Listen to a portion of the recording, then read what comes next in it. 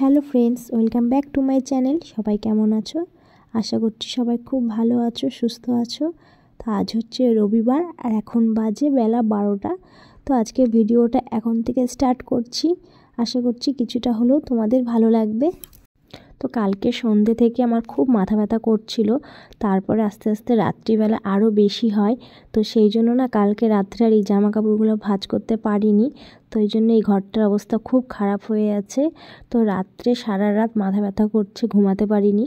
তারপরে সকালে উঠে কোনো রকম খালি বাসি কাজটা করেছি, করে আবার শুয়ে পড়ছি। এত মাথা যন্ত্রণা করছিল। আমার মাঝে মাঝে এই ব্যথাটা হয়, মাইগ্রেনের ব্যথা।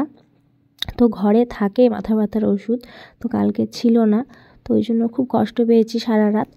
তারপরে সকালে আমার হাজব্যান্ড গিয়ে ওষুধ নিয়ে আসলো, তারপরে ওষুধ খেয়ে তারপরে সকালে রান্নাবান্না করলাম, করে খাওয়া দাওয়া করে তো ভাবলাম যে না আগে এই ঘরটা গোছাই, কারণ এই ঘরটার অবস্থা খুব খারাপ হয়ে আছে। এক রাত খালি একটু গোছাতে পারিনি জন্য কি অবস্থা ঘরের। আর এখানে যে সবার জামা কাপড় থাকে, তো দেখলাম এই জায়গাটাও খুব ছিটানো হয়ে আছে। তো ভাবলাম তাহলে সব যখন গোছাচ্ছি একবার এগুলো সব বের করে ভালো করে গুছিয়ে রাখি। তারপরে যে ছেলের বাস্কেটে জামা কাপড়গুলো ঠিকঠাক করে গুছিয়ে রাখলাম। তো যেগুলো হয় না সেগুলো বাতিল করে দিলাম। তো আজকে আমার সব কাজের উল্টাপাল্টা হয়ে গেল। তো মেয়েকে বললাম যে তুই স্নান করে পুজোটা দিয়ে দে। তো মেয়ে পুজো দিয়ে দিচ্ছে, কারণ এগুলো গোছাবো, তারপরে আবার রান্না করতে হবে। আর আমার যখন এরকম শরীর টরীর খারাপ হয় সেদিনই আমার হাজব্যান্ডের কাজের চাপ আরও বেশি থাকে। তো না হলে ও বাড়িতে থাকতে পারতো। তো ঘুম থেকে উঠে ওষুধ এনে দিল আর বাজার করে দিয়ে গেল, দিয়েও খেয়ে দিয়ে চলে গেছে। তো সকালে রান্না করেছি ভাত আর ডাঁটা সব সবজি দিয়ে একটা নিরামিষ চচ্চড়ি করেছি। তো ওই দিয়ে সকালে সবাই খাওয়া দাওয়া করেছি। তারপরে মাটন নিয়ে আসছে।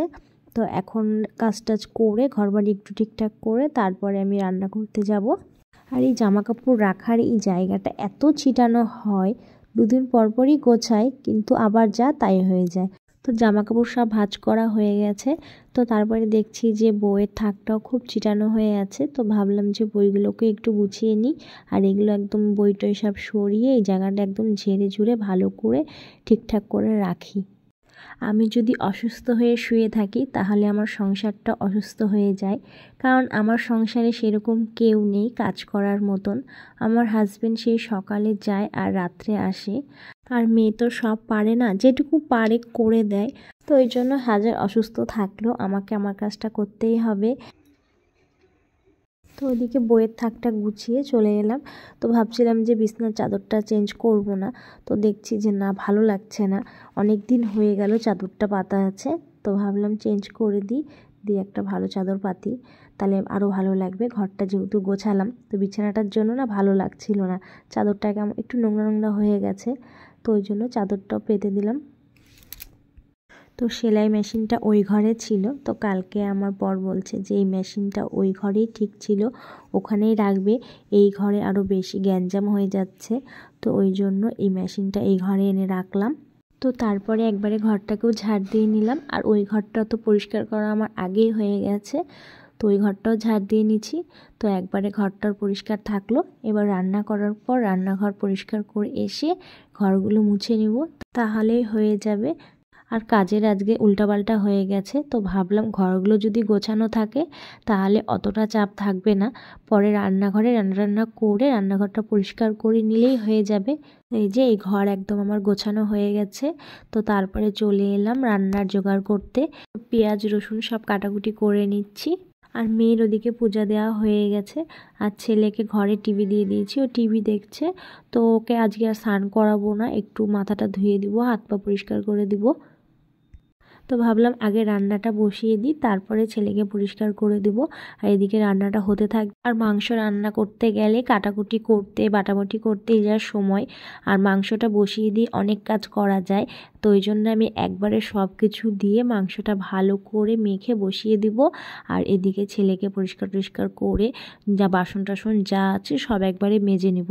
আর এভাবে কাজ না করলে না সময়ের মধ্যে আর করতে পারবো না।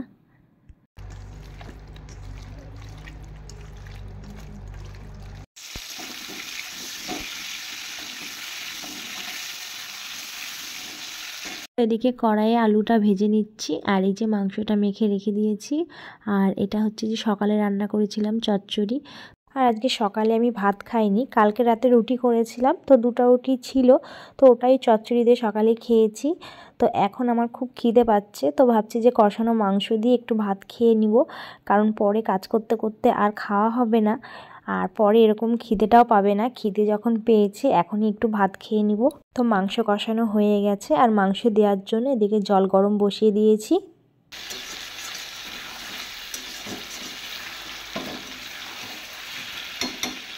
তো এই যে রান্না হয়ে গেছে, আর এদিকে কষানো মাংস দিয়ে একটু ভাত নিয়েছি। তো চলো খেয়ে নিয়ে কাজকর্মগুলো করি। শুভ সন্ধ্যা বন্ধুরা।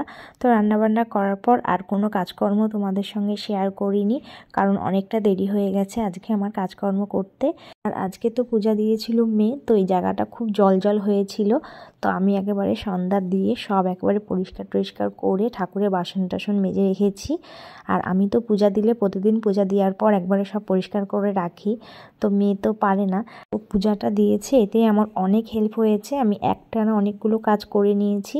তো তারপরে সন্ধ্যা টন্ধা দিয়ে সামনেটা একবারে উঠানটা গোবর দিয়ে মুছে নিয়েছি, কারণ কালকে পৌষ সংক্রান্তি। তো কালকে সকালে মুছতে হতো, তো ভাবলাম যে এখনই মুছে রাখি, তাহলে আমার কাজটা একটু আগায় থাকবে, তো ওই জন্য মুছে রাখলাম। তো আজকে ভাবছিলাম যে আর সেলাইয়ে বসবো না, তো সন্ধ্যাবেলায় এসে এক কাকিমা দিয়ে গেল এই নাইটিটা। তো ভোরবেলায় চলে যাবে কাকিমা এক জায়গায়, তো ওই জন্য বললো যে একটু সেলাই করে দাও, তো ওই জন্যই করছি, না হলে আমি এখন মেশিন নিয়ে বসতাম না।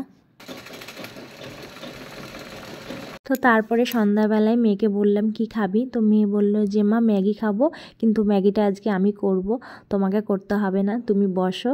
তো দেখি ও নিজে একাই সব কাটাকুটি করছে, আর কত বড় বড় করে সবজিগুলো কাটছে, আর কত সবজি দিচ্ছে।